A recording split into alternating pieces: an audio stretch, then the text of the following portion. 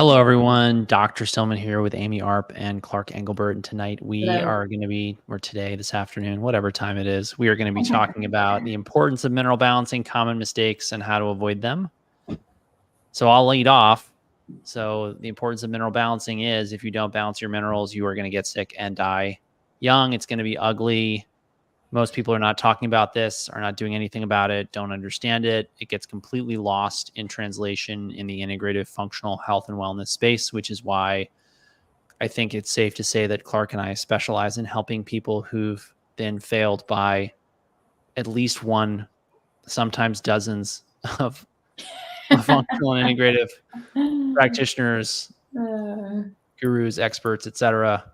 And it's not their fault. It's just that the training out there is really, it's skin deep. And that's part of why people are struggling so much and part of why we have such a strong, I feel like every day I'm talking to someone I've been to everyone, I've seen everyone, I've done everything. And sometimes they've gotten some value out of it. I'm not saying there's not value there, but it's just the beginning of the road. And one thing I always look for in practitioners is how long can you keep someone, making progress? Because what will usually happen is somebody will knock it out of the park in 3 to 6 months with somebody with some bread and butter, basic, easily found on the top of your health and wellness bookstore section in your local bookstore stuff. But then after that, it's like, well, what else have you got for me? And that's where the knowledge runs out. And also the sophistication of the approach just isn't there. And that's why mineral balancing is the best and is really what we rely on to get our people well in the medical practice as sort of the core and foundation of what we do. Yeah, there's just a lack of depth, right? And that's basically what you were saying right there. And that, I think, might lead into pretty nicely like some of the big mistakes that people make on mineral balancing, which is that assuming that mineral balancing is even remotely similar to these other protocols that they've tried before, so that they think maybe, they might get quick results, or that, they've been through detoxification reactions before. I hear that a lot from people, and they're like, yeah, I'm totally ready for it. Not a big deal. It should be easy, right? And then we actually provoke metals from the tissues with mineral balancing, and the reactions are quite a bit different and more intense, I would say, for many people. So I think the first, I'd say probably the biggest area that I deal with, that we deal with our group coaching clients, and then I deal with my one-to-ones over the last couple of years, is dealing with healing reactions. And first, I would say, maybe to back up a little bit, it would be dealing with the expectations that people have about how quickly they're going to heal, what's going to happen, and having the correct mindset going into mineral balancing. And this sort of speaks to the long-term nature of this program, and understanding that, yeah, we can heal quite a bit more quickly than it took for the damage to occur over the course of your life. But it doesn't mean that mineral balancing is a quick fix.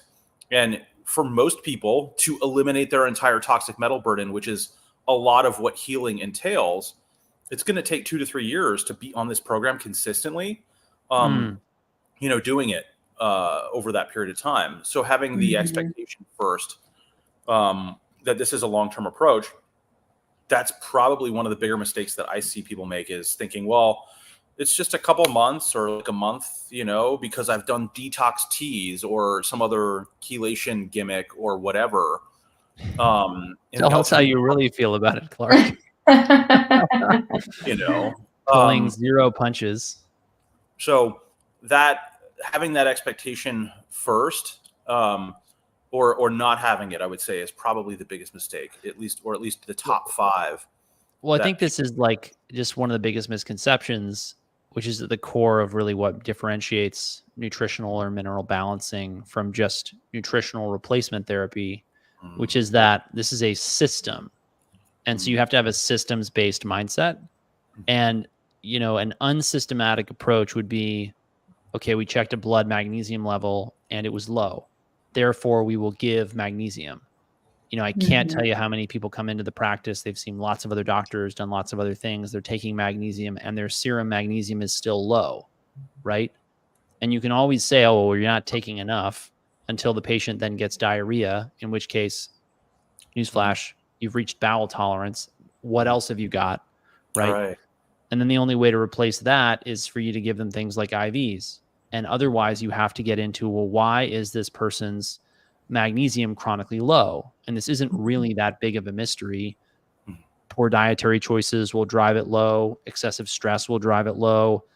Without getting too deep into the weeds on all the different forms of stress and all the different dietary choices, right? That in a nutshell is why people end up with these recalcitrantly low magnesium levels. But what's remarkable in the hair, and you really only see this when you start looking at the hair, and I say this to patients now, it's because the hair is expressed from the body. So it's sort of an expression of your overall dynamics of your system, which might sound hokey and woo and out there and weird, but then you start actually, prescribing or recommending supplements to people based on the hair, and you're sometimes blown away by the results you get that you weren't getting with standard low dose replacement therapy. I myself just got a hair test back with a high NA to K ratio, Clark, and I went back on Endomet after dabbling with some other protocols. And I was just blown away by how much better I felt on a higher dose of zinc, which is the second time I've told you that, right? But the thing is, you cannot get away with using these high doses of minerals. And to be clear, this is another thing that really differentiates mineral balancing. And we see this all the time, people making this mistake.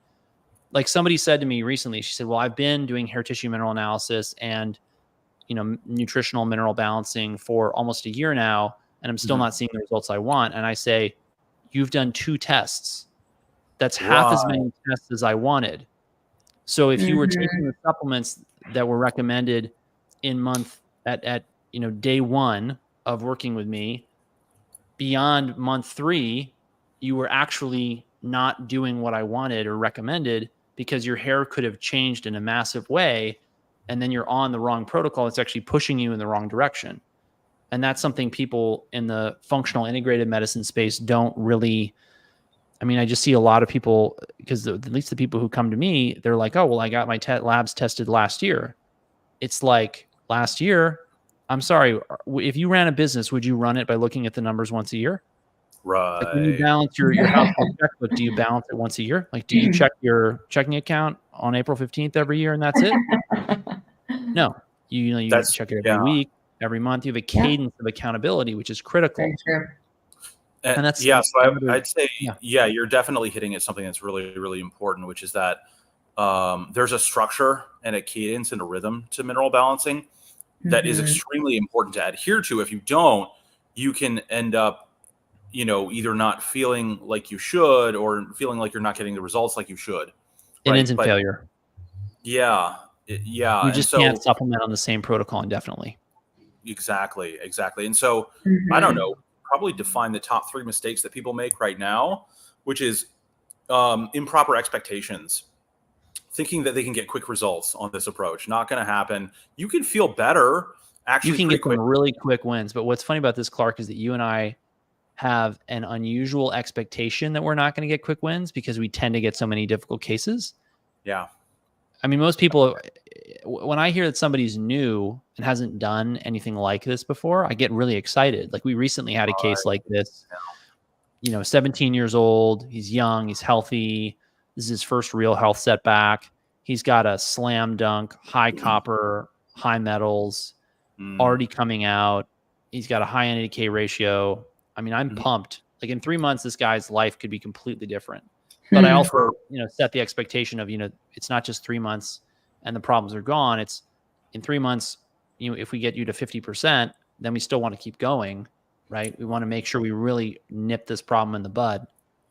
Well, here's the interesting thing about this is that you always, what I feel like is a much smarter thing to do with people is under promise and over deliver always. Yes. But also it's not that that's necessarily like a strategy, but it aligns really well with mineral balancing, because you can get people feeling actually quite good pretty quickly on mineral balancing. But the thing is, that's so unique about this approach is that once you feel good, that's usually a precondition for elimination of heavy metals, which means that you're going to feel bad right after that.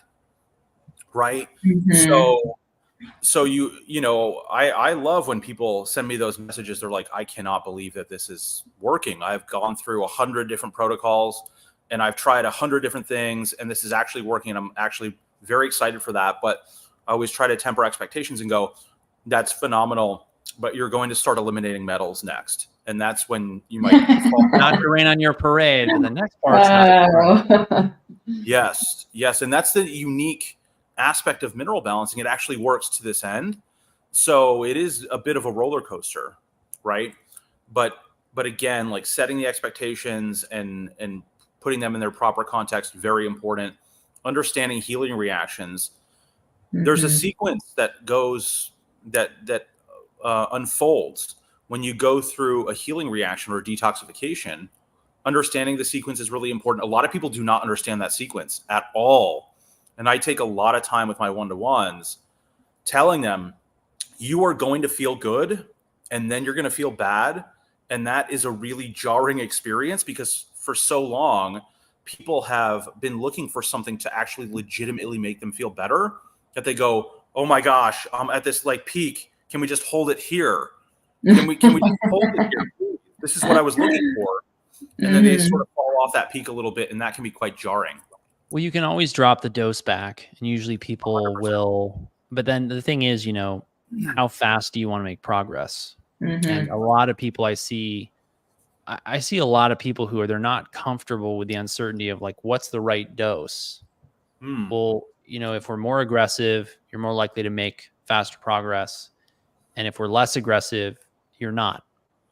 And a lot of people, I see this kind of deer in the headlights look of, I just want you to tell me what to do. And I think part of this process is really empowering people to be healthy and to optimize their well-being as like an active participant who's doing the work and who's making decisions, because, you know, and I'll have these discussions with them, because the reality is, you know, if you're a single, like 25-year-old male with no dependents and you work a part-time job because you're, I don't know, you got a workers' comp settlement, you can afford to have some really bad days and you can afford to move faster than if you're, say, a stay-at-home mom of 6 with a husband, you know, and that's a real concern. And that's a real thing you have to talk people through when you're counseling them, because if you don't, then, you know, you can push people who really need to move slowly too fast.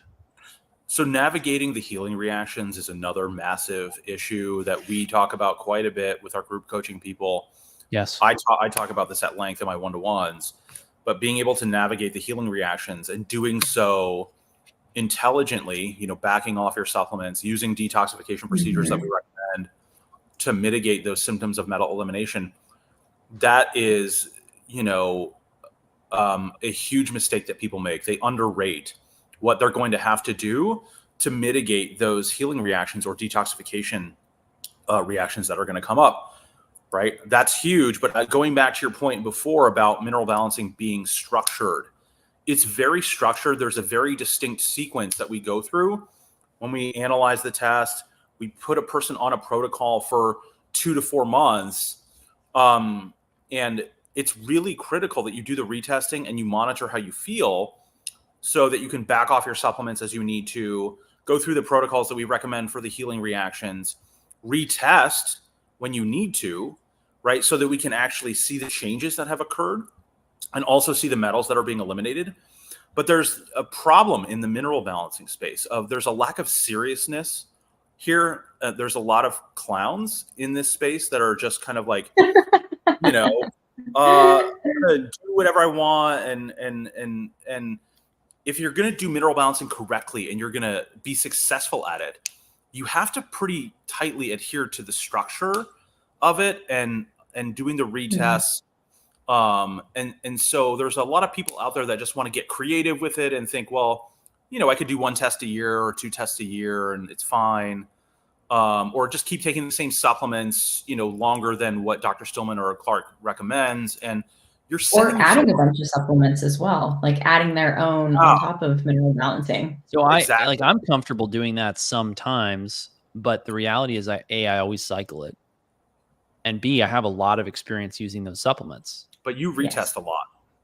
Yeah. As well. No, I was talking about in clients. Club. Yeah. Same. Exactly. Yeah. Same. But you know, that is like that's an individual decision that we make with clients one-to-one that we work with. But the general advice, I think, to people out there that aren't in this space or like interested in this, you know, they really, I think, need to understand that there's a distinct structure and you have to follow it. And I've been doing this now for a really long time myself personally. How long is it now, Clark? I've been on a mineral balancing program for 10 years, over 10 years. Yeah, and I've been doing it professionally now for 5. And what proportion of your life is that now, Clark? That's a quarter of my life. Talking about committed. Yeah. So I've been through every possible permutation of, let me try this. Let me try doing it with keto. Let me try chelation. Let me try anti-parasitic drugs. Let me try whatever, right? And every single time I have gone off the path a little bit and tried to experiment, it's backfired quite a bit.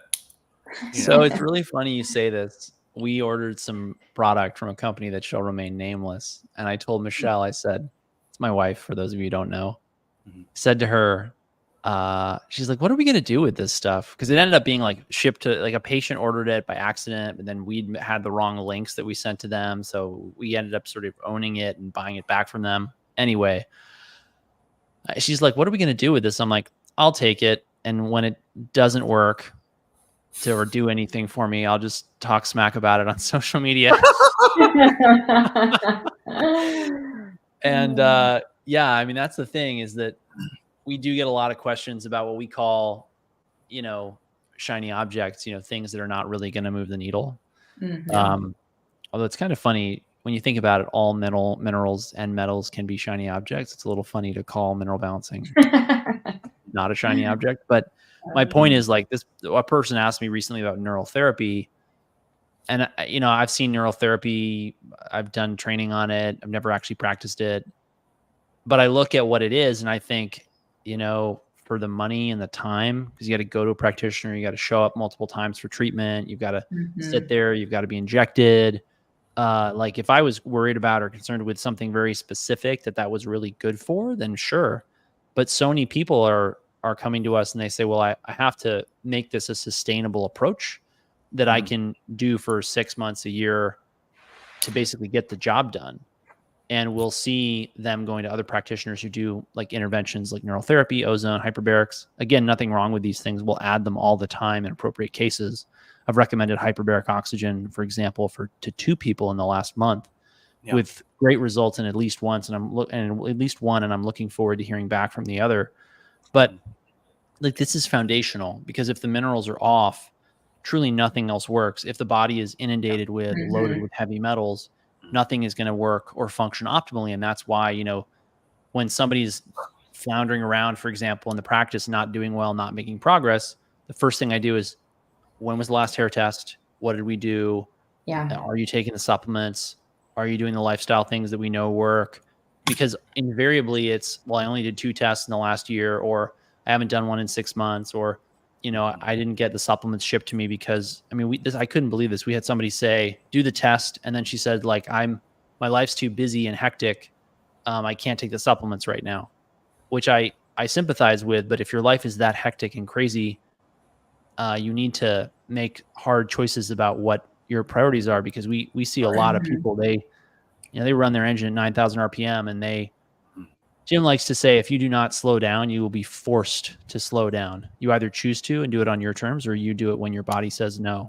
Right. So, but I think going to your point there about, you know, retesting a little bit, I think we're recommending the retesting, not like for our own enjoyment or because we love, you know, taking people's hair or anything like that. It's that when you do, you get to track like the changes that we say that we can induce by giving you supplements and putting you on the protocol that we're putting you on, right? You can see your progress.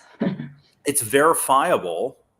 Like, the changes, like if someone has a low sodium potassium ratio, and we give them limcomin, right, to bring up their sodium potassium ratio, we can use the next test to see, oh, did the limcomin work to the end that we were using it for on that retest?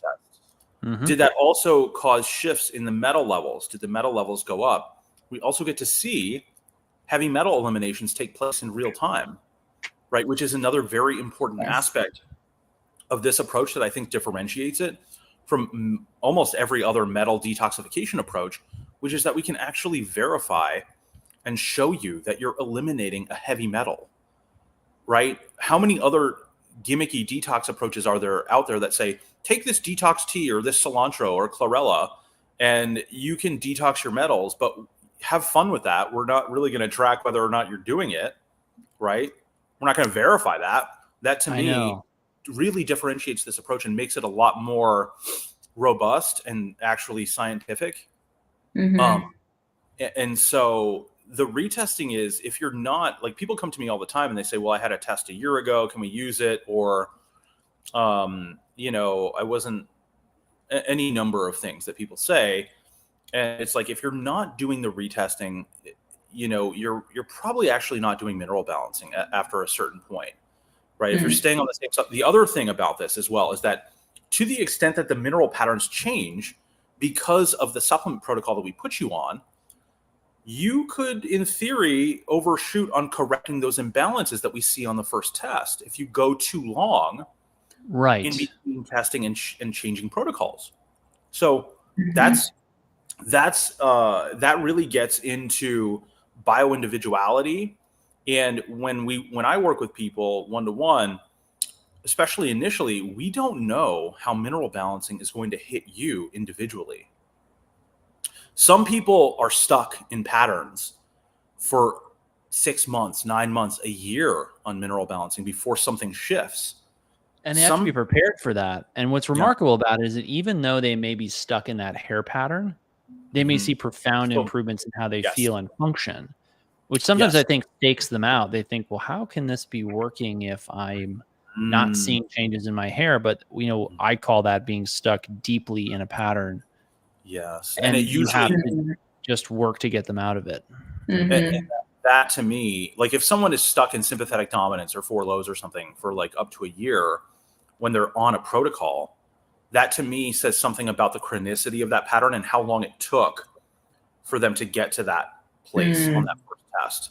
And usually what it means is they've been in sympathetic dominance for years leading up to that first test that we actually ran to view the pattern, right?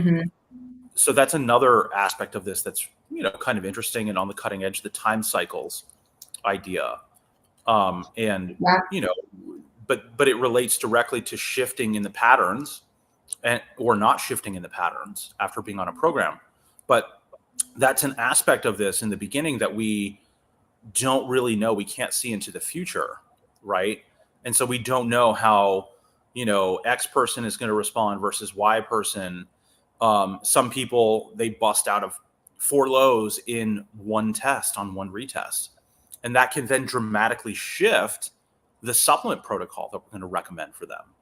And if you stay on the same 4 lows protocol, when you come out of 4 lows, you will feel worse when that pattern shifts on the hair test. Well, a lot of that is just the fact that people get comfortable with familiarity rather than with comfort. And they flee sometimes even sometimes, you know, it's remarkable. You see people running away from things that are obviously good for them. And in the same way, any shift in their mental state that can be attributed to mineral balancing, they'll resist it because it's not, it's new, it's novel, it's different, it's shifting them. And people can become very uncomfortable with that. You know, there's a lot of, you know, stories, anecdotes of people having pretty profound personality shifts as a result of this. I know you've seen that plenty, Clark. We see it actually regularly. This is something I was thinking about last night, but you know, mineral balancing is going to force you to energetically confront all of these difficult things that you've been through in your life, maybe belief systems that you have that are improper or incorrect, and not serving your health. Basically, when I say, you know, a belief system isn't correct, it means that it's not helping you move forward with your health, right? It's So if also you have a lot not of perhaps in a fundamental sense compatible with how your biology is. And, that's something that's really, people are moving the goalposts right now in society on what's normal and what's healthy. And it's really sick. And that's part of why they're doing it, is they don't understand how, just as one component of our toxic environment, toxic heavy metals are essentially degrading the human being and thereby society, which is part of why you shifting tend the to norms. see, it's just part of why you tend to see people in this space adhering to traditional societal norms, because it makes sense when you're properly nourished, and you can be convinced or brainwashed into anything when you are nutritionally and, what's the word I'm looking for? When you're nutritionally imbalanced. Yeah. Yeah, I think but another pitfall that you guys can touch on is the lifestyle piece, that if people are only doing supplements, but they're not willing to change their diet and lifestyle, just talk a little bit on what that does for people. Oh boy. Yeah, I was talking about this on a call the other day. When you look at the nutritional component, well, when you just look at raw nutrient and micronutrient intakes from your diet, if you're eating a carefully crafted, curated diet, which I encourage everyone to do, you can already achieve a significant daily intake of micronutrients like minerals and vitamins. And then if you add mineral or vitamin supplements on top of that, you can, go to 2 or 3x times what you would have normally taken in with your diet. And what that also means is that if your diet is a dumpster fire of poor decisions, then you're only getting to like half of what you need with the mineral supplements. But who could possibly take all of those pills in order to make up the optimal intake, particularly to get people out of the hole that they dig themselves in because of long-standing nutritional deficiencies and mineral imbalances. So, I mean, you have to have at least something approximating an ideal diet, and you can deal with a lot of, you can really stray from ideal pretty far and still get results. But that's, for many people who are looking to get to the next level, one of the things we'll work hardest with them on is really dialing in macros, really carefully picking foods so that they're getting, as much of the right micronutrients as possible from their diet to complement the minerals they're already taking. Yeah, I mean, I think you and Jim talk about this quite a bit, but if you're chronically stressed out and you're in an active fight or flight state, it's difficult to move forward on this program. Part of the pathology of like mineral imbalances and heavy metal bioaccumulation is that you're chronically stressed and you're in a chronically stressed out state. The activation of the stress response burns through your minerals, which makes you more susceptible to accumulating heavy metals. In order to reverse that process, we might be able to, in certain people, mitigate ongoing damage, or we could maybe stop progression of things getting worse. But to actually go back through a lot of these old issues and imbalances that you have to slow down. That's not negotiable. Especially if you're sick, if you're overtly sick, then that's even more not negotiable, right? And I have a lot of people who, I have a couple good examples of like executives coming to me saying, I'm not well, but I'm working 80 hours a week and I want to do this program. And it's like, I had a guy who, this is a really cool and interesting case that I had, but he was unhappy with the results he was getting with this approach. And I said, well, it's because you're working 80 hours a week. So what do you expect? Number one. And so I told him, if you don't have to go be a monk in the Himalayas, right, and detach from society and just do this program, but take a lower position at your company if you can right now, if you can financially swing that. And he could. And he was working 40 hours a week instead of 80. And on the very next hair test, he started to eliminate mercury. As soon as that shift happened. So, we just had someone saying, the same person I alluded to earlier, saying, I've been on this for a year and I'm not seeing results with only 2 tests. And it's like, you've got to slow down. You've got to relax. You've got to have slow, quiet time for you, time for family, time for, I think a lot of that's one reason why mind body medicine can be so powerful for people. I mean, I'm really convinced. I would love to do hair testing on people doing really intensive mind body medicine work, because I'd really love to see if that alone can drop or increase mineral or metal levels in the hair. But I wouldn't doubt it, because of this very common theme of, if people are not taking care of themselves psychologically, if they're not relaxing, if they're not taking time, if they're working too hard, if their stress levels are too high, you just don't see anything work. And that's something that, we have a 45-minute conversation with everyone who wants to join the practice, to set expectations like that. Because if somebody comes in who's, like I've got a lot of people like that, but I've got a number who are just very disinterested in the lifestyle changes. And I'm very clear with them, hey, you're not going to get the results that you really want. I'm not going to get you to optimal, but I can get you out of bad, dark places. What I've found is that I, tend to end up using things like bioidentical hormones in those cases. And there's to a certain extent, I feel a certain moral hazard of, like, their body is trying to say no, and I'm then using bioidentical hormones to enable them to say yes. And am I actually doing them a disservice by doing that? And I try to have that conversation with them, but a lot of people are not ready for it. Right. Well, that sort of speaks to, I think, the shiny object thing that people are, enamored with, but also, it's kind of difficult to actually really heal and reverse these imbalances. And you are going back to what we were talking about a little bit before. You're going to have to confront things inside of you that you've repressed consciously, or suppressed consciously, or repressed unconsciously. Like, these things are going to come up on this approach, and that's a big reason why people quit. Their deeply held beliefs are often challenged on this approach, and if you're not willing to let them go or change your mind and be open-minded, I think you'll have a hard time on this program. And that's a big mistake that people make when they come into this. And like, to give an example, from my own experience on this program, I had a lot of resentment and unforgiveness towards people in my life for a long period of time. And I was unwilling to let that go. And that sort of hampered my progress on this approach. So when I let that go and came to a point where I knew I was stuck on this program, and things were coming up that I didn't want to feel. And they were, these things were sort of challenging what I thought I believed. Right. I kind of gave up at a certain point and said, well, okay, maybe I'll just try forgiving these people. Because I've tried everything else and I'm on the verge of quitting the program. So let's just see what happens. And that worked. And this is why we will pair this with EMDR and neurofeedback. Very powerful at unlocking results. When I started doing it, the mineral balancing protocols, I had just started neurofeedback, and I was very impressed. And I'll never know what did what, but I mean, we refer for neurofeedback pretty regularly, but I mean, when you put this together with neurofeedback, together with EMDR, and you're willing to actually do the work, it's an unbelievable combination. Yeah, definitely. Yeah.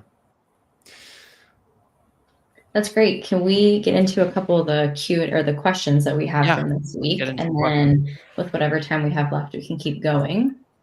So we had a question from someone in one of the HTMA programs, and they are asking, what are your thoughts on hydrogen tablets as a supplement? Are there added benefits of using them while on the mineral balancing protocol?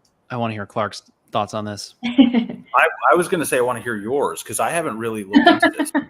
I'll give you my story on this. So I remember going to A4M. The first time I went to A4M, they had a long part of their conference theme was hydrogen gas.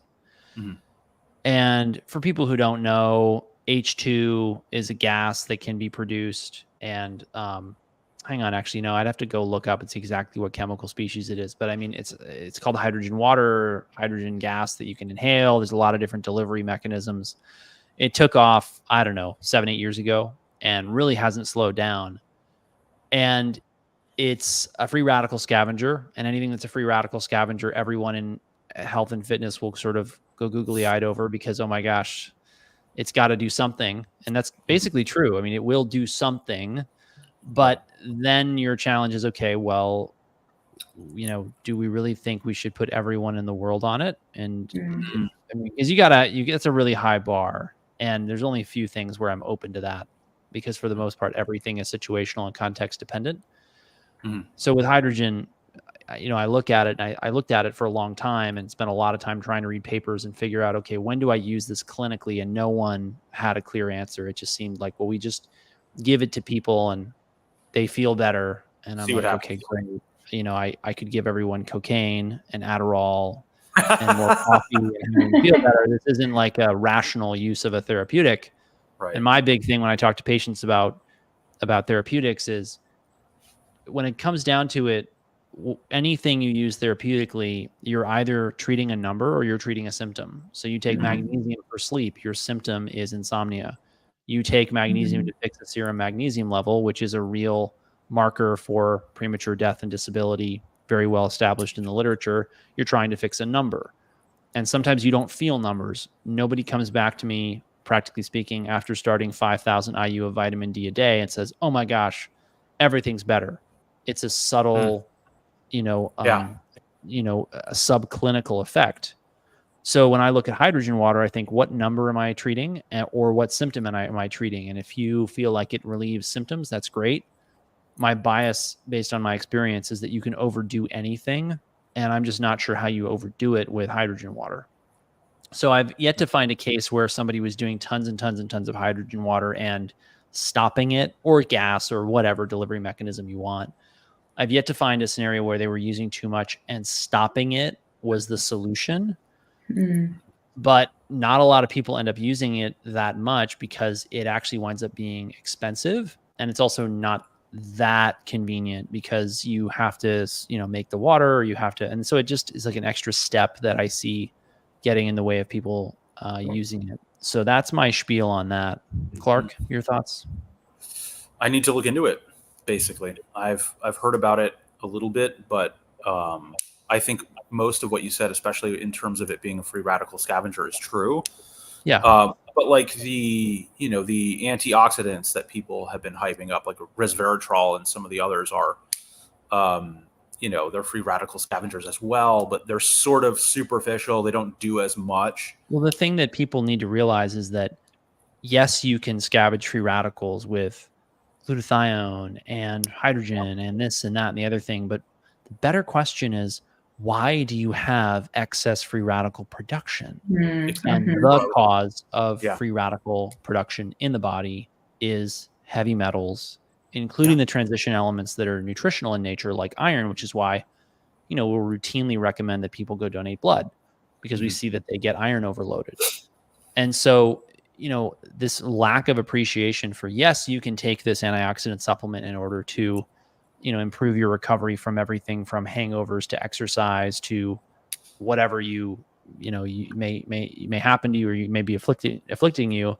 But at the end of the day, the root cause of the problem is toxin accumulation within the body, which is getting in the way of optimal metabolic functioning, et cetera, et cetera.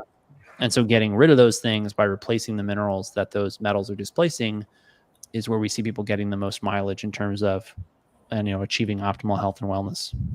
Yeah, exactly. Let's remove the source of the inflammation so that you don't need to remedy yourself to death.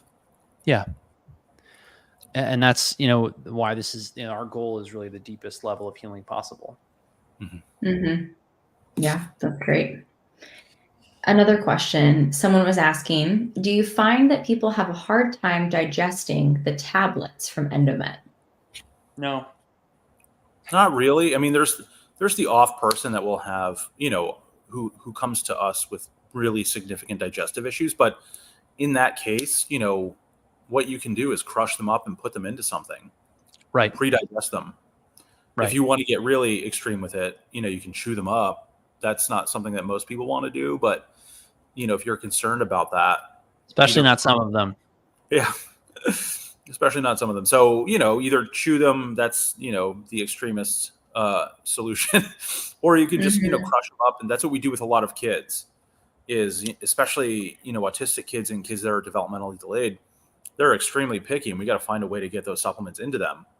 a lot of those parents were having them crush those supplements up, put them in like a yogurt or a smoothie or whatever gets them into them. Mm-hmm. That's great. But there is, maybe to go off on a little rant here for a minute, a lot of people are, I don't know what's going on, but they want things to be so comfortable and so optimized perfectly for them. Because I think we live in this world now where everything is like optimized so perfectly that, tablets versus capsules, some of them are big, some of them are not. Find a way to make it work. How about that? Mm-hmm. Yeah, absolutely. Mm-hmm. I want to, because we have a question in the comments here on StreamYard that I won't display for the purposes of anonymity on these social media platforms that we're streaming to. But the question is really about, what about neurofeedback or EMDR for somebody who's got neurodevelopmental delay? And it's a great question. There is a very specific therapy that I've heard wonderful things about for people who've got this or who've had really severe head trauma. And it's called MERT. It's magnetic E-resonance therapy. And it's a type of transcranial magnetic stimulation. And I've heard amazing things about it for people. And that's what I would look into. Yeah, I think... Say the name of that again for everybody. MERT. It's magnetic resonance therapy or magnetic E-resonance therapy. So it's I've heard good things from people who've had kids who were affected by that. Well, actually, not just kids, but veterans. So yeah, it's a good resource. That's awesome. Yeah, it's a great option. I've actually considered, how could I integrate that into what I do? But that would be a big shift from what we're doing now. Mm-hmm. Yeah. Another question we had from someone in the program. So someone's asking, if you have someone in a double or triple calcium shell with high magnesium and sympathetic dominance, how much Megapan would you be giving this person? That's a good question because oftentimes in sympathetic dominance, we don't want to overload people with super stimulating supplements, even if they're in slow oxidation. So, but if someone's in a calcium shell and a magnesium shell, they oftentimes will feel much better on higher doses of Megapan and like thyro complex, as an example, because their depression is really a result of this massive amount of calcification and the combination or co-occurrence of the adrenal burnout. I'd have to see that test to see exactly. But if someone's in a really significant calcium shell, like over 300 milligrams percent, there's another sort of threshold that it gets to where you can play around with more Megapan and thyro complex, but that's a case by case basis, certainly. And if they're, if they're in 4 highs, that you have to be careful with that. But where there's this pattern called the petrified pattern. It's kind of like an extreme version of the calcium shell. I believe it's calcium 350 milligrams percent or above. And when people get into that range with the calcium shell, there's often significant depression. And, using more Megapan and thyro complex in that situation, like 222 each, can be really helpful. But yeah, if they're in sympathetic dominance at the same time, it can be, you really have to judge it on a case by case basis. But that's a really good question. And then another question, can cloudy urine be a product of metal elimination or retracing or something? Absolutely. It's one of the more common ones, actually. One of the most common. One of the things that convinced me that this was not just some kind of, hippy dippy out there weirdness, like so much in the integrative medicine space, is that one of the first people I talked to who tried the mineral balancing protocols with Clark, actually, someone I'd known before I met Clark. He said, yeah, some really weird, funky smelling things were eliminated from my body and my urine. And I thought that's, I know it's in these supplements, and I know that's not what is not what's coming out. Right. Exactly. We have to understand the organ of elimination, the kidneys, right? To understand like cloudy urine and metals. There's 2 ways that we can think about this. Number one, metals bioaccumulate preferentially or first in the liver and kidneys in the human body. So that's number one. Number two, the liver and kidneys are the two main organs of excretion for heavy metals and other toxic chemicals and other types of toxicants. So when and if you have elimination symptoms, it's very reasonable to expect that you will have symptoms associated with liver and kidney, not abnormalities, but symptoms, related to those two organs, right? And cloudy urine, I'd say probably one of the most common symptoms of aluminum elimination is cloudy urine. And aluminum is primarily eliminated through the kidneys. So there's also metal-specific symptoms that can be associated with this. Some metals are more likely to be eliminated through the liver and the bowels than they are like the kidneys. But yeah, it's one of the most common symptoms of heavy metal elimination on this program. And another good reason, right? We say something like this, verify it with the retest. If you have cloudy urine, I've had a lot of clients now, one-to-one clients recently who've had this symptom. I've had this symptom myself as well. And I go, what is going on here? I get my retest and the aluminum is off the charts. It's part of putting the pieces together of this puzzle for a lot of people to actually verify that what we're saying is true and real.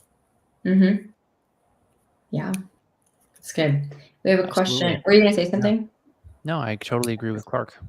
Great. I was going to say there's a question in the chat. We've been talking about this kind of the first half of this, but it's a great what have you seen helps people be with the process of when they're not seeing results as fast as they want, especially if in sympathetic dominance? Yeah, what helps people be patient with the process? Yes, this is a great question. Number one is, one of the things I've learned is that people don't mind when you're wrong, and they don't, because everyone is going to be wrong about something.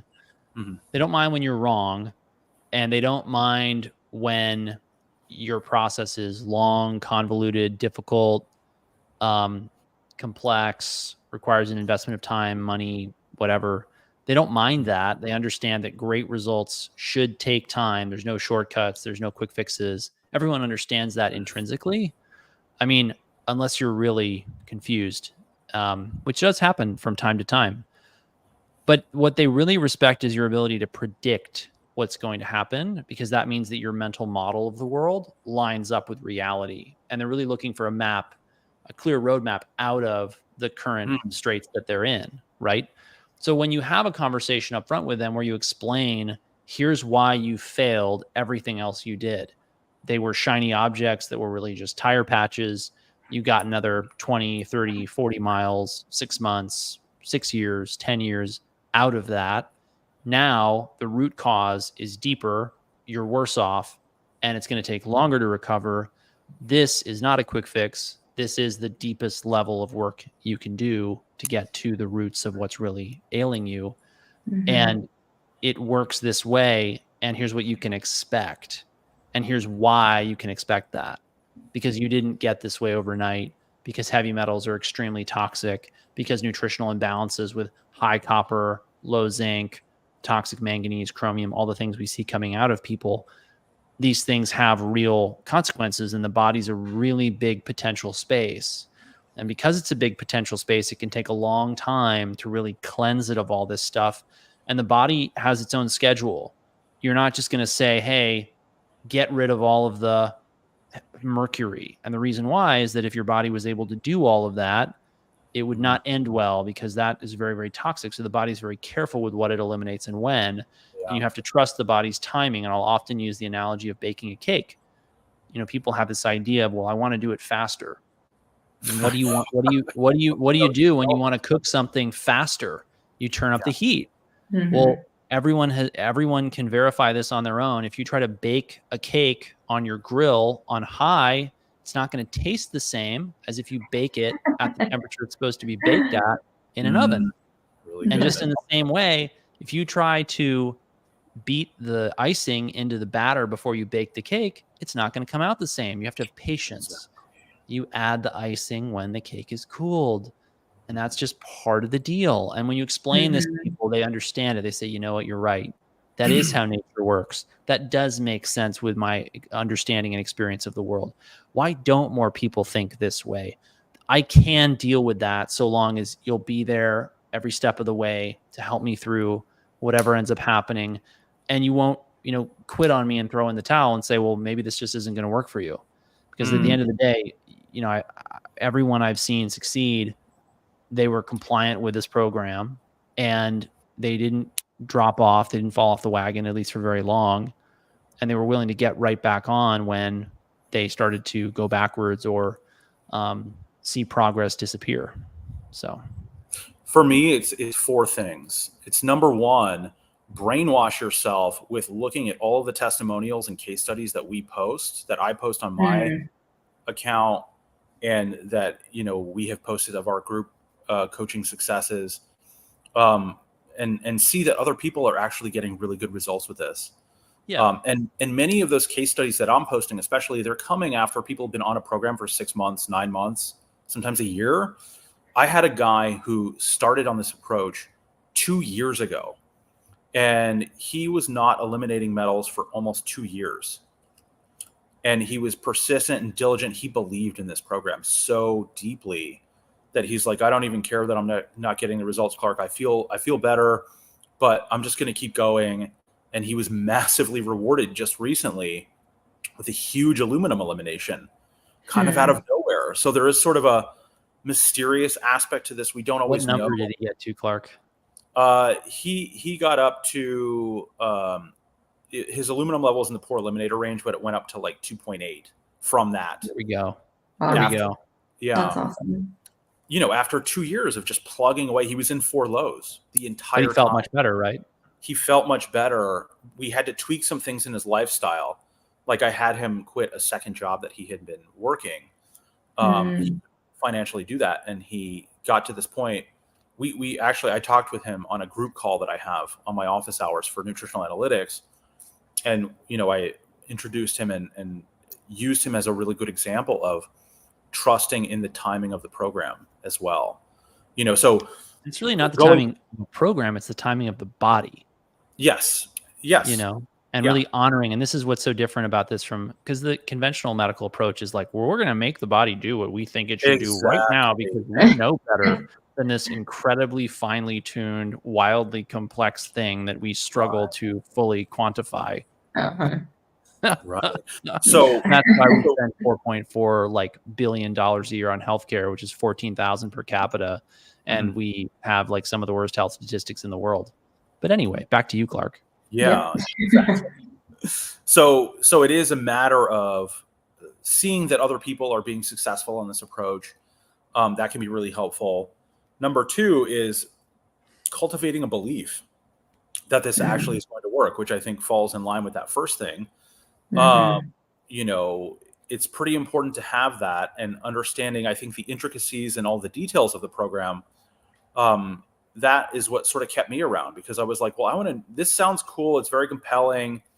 But I also had this deep, deep curiosity of, well, what's going to happen when I eliminate aluminum or lead or mercury? How am I going to feel different? That to me kept me going. So having that belief in not only the issue of the toxic metals problem, but the mineral balancing itself to resolve that, and understanding how ionic mimicry works. You don't have to understand the details, but there's a lot of really solid science behind this that you can use to help cultivate a belief in the program. So that's number 2. Brainwash yourself with the testimonials and case studies if you can. Cultivating a belief in the program kind of goes along with that, and looking at all of the different science behind what we're talking about. Dr. Wilson would talk about preferred minerals. And I was like, well, does this really exist outside of this little siloed website of information? And I went on a little hunt for that concept in the literature. Oh, it does exist. It's called ionic mimicry. It's got a different name. Right. So there's a depth that you can also kind of dive into to help cultivate that belief. but then falling in love with the process as well. And I think this is probably a little easier for because people you that have feel better on the minerals. I mean, like, that's Yes. why I keep doing this. Exactly. And on that note, I have to run, guys, but Yeah, I've got to go too. and I think that about wraps it up. We could talk Yeah. about that all day. Yeah. Absolutely. I think that's good. All right, everyone. Thanks for tuning in. Take care. Have a great day. We'll be back next week. Bye. Bye.